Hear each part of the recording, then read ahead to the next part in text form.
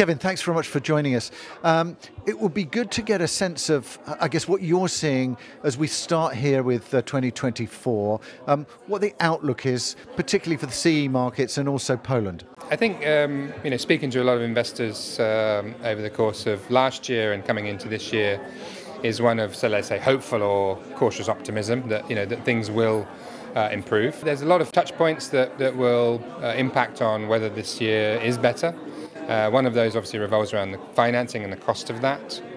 How groups, investors, developers, occupiers all approach the topic of ESG and the implementation of that, particularly in line with some of the regulations coming in this year for the banks on reporting. Valuations, again, it'll be interesting to see certainly where they come in over the next few months as year-end valuations start to be rolled out.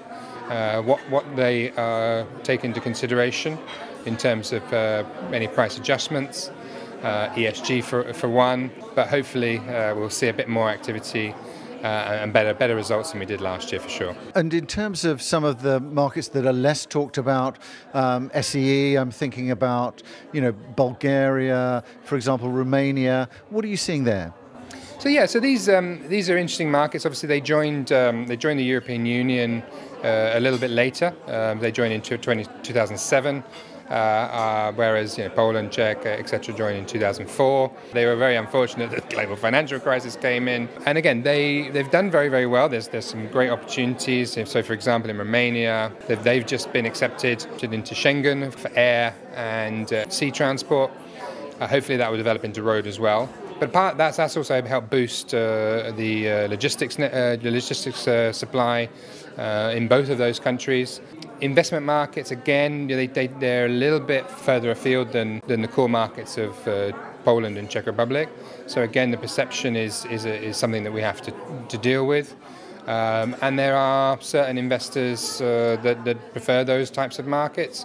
We've seen in the past a lot of Israeli, South African capital going into those markets, but not only. So there's still some great things to come out of those markets, and hopefully this year we'll see a bit more. And in terms of capital flows, how attractive do you see the region at the moment? But how competitive is the CE market, do you think, in terms of that global perspective? So strategically, and in terms of location for investors, for foreign direct investment, it's very attractive because it's very close to Western Europe, offers a lower cost base, and markets like Poland have good land availability.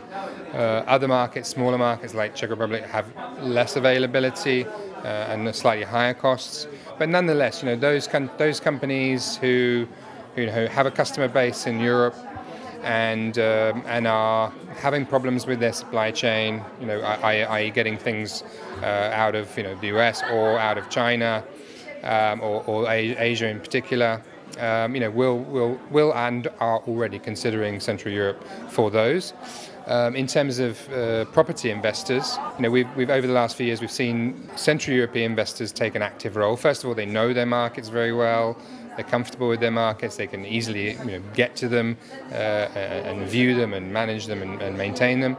And over the years we've seen this pool of domestic investors from across the region grow significantly. One of those groups is Czech investors, so they've not had enough opportunity to purchase properties in Czech Republic, so they've come elsewhere to Poland, for example.